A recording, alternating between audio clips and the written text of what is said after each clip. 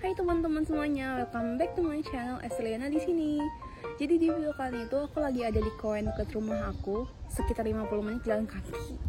Dan ini aku udah bawa semacam kayak snack gitu, dan sambil mau ngobrol sama kalian tentang hal yang sangat di request, yaitu tentang perjalanan aku bisa sampai di Jepang.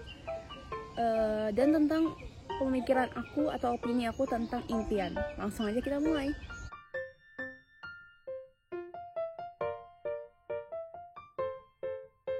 Jadi hal yang pertama pengen aku bahas itu tentang kenapa sih aku pengen ke Jepang gitu. Ini aku sambil makan ya guys. Alasan aku pengen ke Jepang itu karena aku itu suka Jepang dari SMA. Jadi aku suka banget anime, terus aku suka kayak kimono, terus kayak AKB48 dan lain sebagainya. Terus aku pengen banget gitu tinggal di luar negeri gitu sebelumnya aku nikah. Terus akhirnya aku cari berbagai info gitu tentang beasiswa ke luar negeri. Dan aku ngeliat ada Max, ada LPDP dan sebagainya macamnya. Cuma itu kan banyak banget peminatnya dan aku tahu aku kurang pinter. Maksudnya nggak sepinter sejenius kayak gitu. Terus jadinya aku kayak nyari beasiswa lain yang bisa mewadahi aku untuk bisa ke Jepang. Terus pertanyaan kedua, gimana sih kak caranya prosesnya bisa sampai Jepang gitu? Jujur aku sebenarnya udah nyari beasiswa ke Jepang itu udah lumayan lama, dan aku nemu kayak Max, terus ada kayak LPDP dan sebagainya. Cuma itu bener-bener tinggi banget gitu peminatnya dan susah banget untuk dapetin itu gitu. Aku kayak tahu diri kalau aku itu nggak sepinter itu untuk bisa dapetin LPDP dan Max kayak gitu. Jadi aku belum berani untuk ngambil itu, dan akhirnya aku coba cari lagi beasiswa yang lain dan ketemulah beasiswa Asahi Shimbun. Jadi ini nanti aku kasih linknya aja, link Instagramnya Jasmine, info tentang Asahi Shimbun. Dan minimal itu punya sertifikat JLPT L5 ya teman-teman, dan kalian bisa bawa motor. Jadi bisa dicek aja nanti di bawah. Akhirnya aku udah apply beasiswa ini, aku coba 2 kali dan pertama kali aku gagal. Padahal aku udah prepare dengan baik gitu, aku udah nyiapin semuanya dengan baik, tapi aku gagal. Aku sampai kayak mikir, ini kenapa ya Tuhan, aku kayaknya gagal mulu dalam hidup aku. Dulu aku ikut SBMPTN mau UI, gagal. Aku mau ikut STAN, gagal. Cuma sampai tahap 1 doang lolosnya. Terus aku ikut JKT48 juga sampai finalis doang, gagal juga. Jadi kayak aku ngerasa, kenapa Tuhan hidup aku kayaknya gagal mulu, kenapa? Tapi aku yakin aku bukan orang yang gagal gitu. Aku diciptain sama Tuhan itu bukan untuk jadi orang yang gagal. Aku harus coba terus gitu. Dan puji Tuhan di kesempatan kedua ini aku lolos. Aku ikut interview langsung sama orang Jepang. Dan mungkin kalian bisa ngeliat juga video mensatsu aku, kayak persiapan mensatsu aku. Nah terus akhirnya aku ke Jepang. Jujur aku kayak nggak nyangka gitu, kayak ini beneran gak sih gue ke Jepang gitu, beneran gak sih kayak ini impian gue dari dulu gitu, ini ke Jepang gitu. Aku kayak bersyukur banget sih kayak bisa di sini gitu, walaupun kehidupan di sini tuh berat gitu, beda sama kehidupan di Indonesia. Kalau di Indonesia biasanya aku kayak santai gitu, pokoknya flow hidupnya tuh santai gitu, leha-leha. Kalau di sini tuh bener-bener hektik banget dan full banget. Ini aja ini aku kejar-kejaran waktu, dan bentar lagi aku bakal kerja part time gitu. Jadi di sini itu bener-bener kerja keras banget gitu. Tapi emang untuk mengejar impian itu perlu hal yang dikorbankan, dan perlu tekad yang kuat dan motivasi yang kuat gitu sih. Aku kayak jujur capek banget sih awal-awal sebulan pertama itu. Aku aduh ya Tuhan, kaki aku kayak mau patah gitu saking capeknya gitu. Cuma demi impian aku bakal kerja keras, ngasih semua energi aku, tenaga aku, pikiran aku, semuanya paling kasih semua untuk impian aku.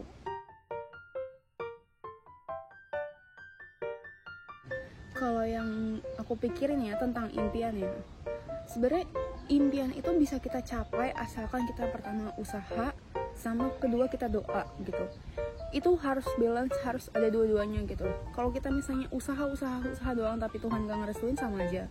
Kalau kita doa tapi nggak usaha, sama aja. Jadi kayak emang harus balance gitu. Dan saat itu aku benar-benar lumayan balance juga, karena aku usaha juga. Aku belajar otodidak sendiri, JLPT, dari yang gak ngerti hiragana katakana sampai aku bisa dapat N4 dengan otodidak. Nah itu aku belajarnya dari Japanese Sweet Diera, kalian juga bisa check out aja. Dan aku tiap hari kayak belajar bahasa Jepang sambil misalnya lagi jam istirahat kerja juga aku belajar bahasa Jepang. Jadi aku benar-benar ngasih pikiran aku gitu untuk impian aku di situ. Dan puji Tuhannya emang Tuhan kasih ke aku, emang kasih Tuhan.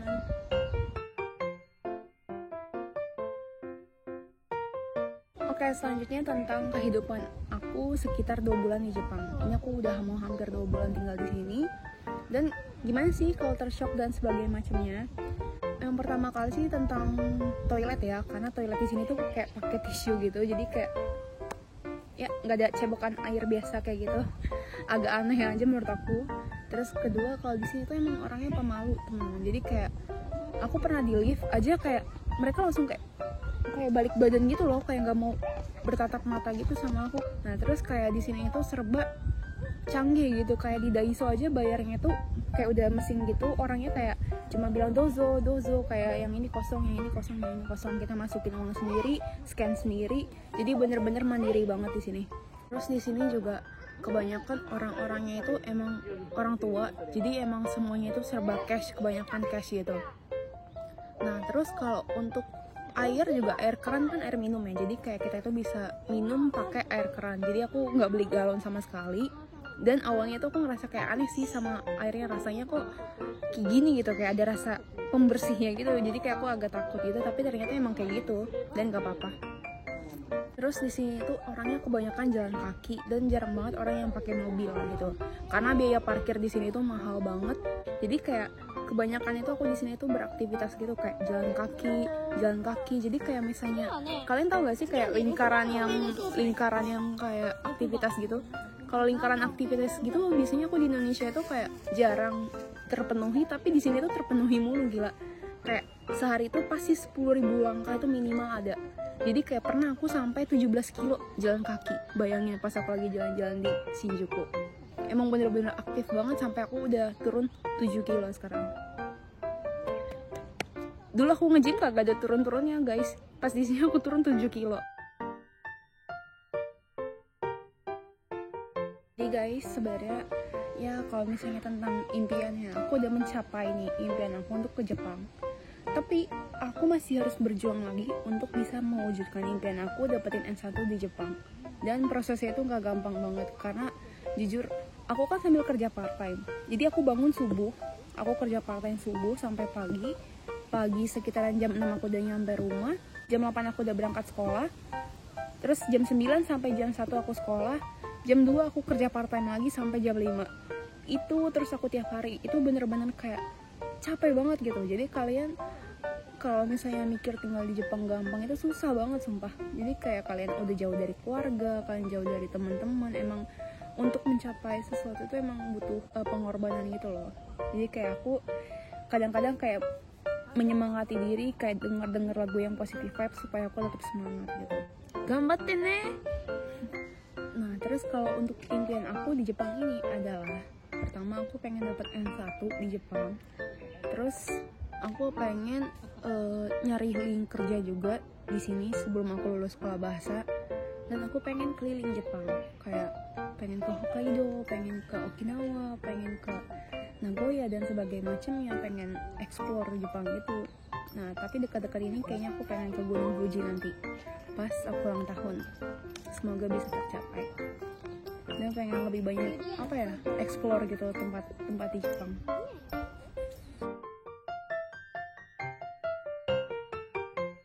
Terus kalau tentang apa kata orang lain gitu tentang aku di Jepang, jadi jujur sih kayaknya banyak orang yang lumayan gak percaya juga kalau aku ke Jepang gitu, karena seorang Esther yang gak ngapa-ngapain gitu tiba-tiba di Jepang, mana mungkin kayak gitu kan.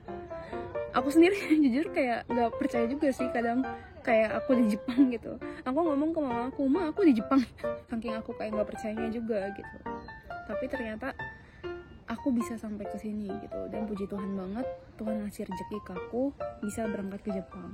Jadi untuk kalian yang punya impian, teman-teman gak usah pikirin kata-kata orang lain, karena orang lain itu gak tahu proses kalian itu gimana, struggle kalian gimana, cuma tahu udah di Jepang enak banget udah gitu. Jadi kayak nggak tahu gitu, misalnya di belakangnya aku belajar bahasa Jepang mulu, kayak nulis kanji mulu sampai tangan sakit. Jadi kayak nggak ada yang tahu gitu perjuangan kalian kecuali diri kalian sendiri gitu. Jadi kayak kalau orang lain mau ngomong apa, orang lain remehkan impian kalian, kalian gak usah dengerin, fokus aja terus ke impian kalian dan sambil berdoa, dan pasti kalian akan bisa dapetin itu kalau Tuhan merestui. Oke, sekarang ini aku mau ngebahas tentang kehidupan aku di sini. Jadi sebenarnya aku sangat menyukai ya kehidupan aku di Jepang ini. Kayak apartemen aku dikasihnya bagus, kayak aku seneng banget ada bathtubnya gitu. Jadi aku tiap hari ofuro, kayak berendam gitu. Jadi kayak selama di Indonesia aku nggak pernah kayak gitu, tapi di Jepang kayak gitu. Jadi kayak kulit aku itu lebih bersih gitu, lebih lembut gitu jadinya. Dan kayak aku bisa beli barang-barang yang aku mau, tapi on budget ya tetap ya. Kayak aku gajian itu pasti aku sisihin untuk belanja mingguan segini, terus untuk beli keperluan lain segini, terus misalnya untuk bayar listrik segini. Jadi kayak aku simpen gitu uang aku 50%. Terus aku kayak bisa beli catokan rambut sebagai macam ya, walaupun belinya juga yang second, aku nggak mau ngeluarin cost lebih. Kalau misalnya bisa beli second, kenapa enggak gitu yang masih bagus gitu. Aku kayak bisa lebih merawat diri sendiri, bisa mencintai diri sendiri juga. Kayak aku bisa enjoy with myself gitu. Jadi aku bisa jalan-jalan ke tempat yang aku mau. Oh ya, dan pengen nabung juga. Jadi kayak aku pengen membiasakan diri untuk bisa nabung, mengatur keuangan aku dengan baik supaya aku bisa jadi orang yang lebih baik juga. Oke teman-teman, sekian aja video dari aku. Semoga video ini bisa bermanfaat untuk kalian semua. Dan kalau misalnya kalian pengen request video tentang apa gitu, bisa komen aja di kolom komentar bawah. Dan kasih tahu aku tentang hal apa aja yang kalian pengen tahu gitu tentang Jepang. See you on my next video. Bye bye.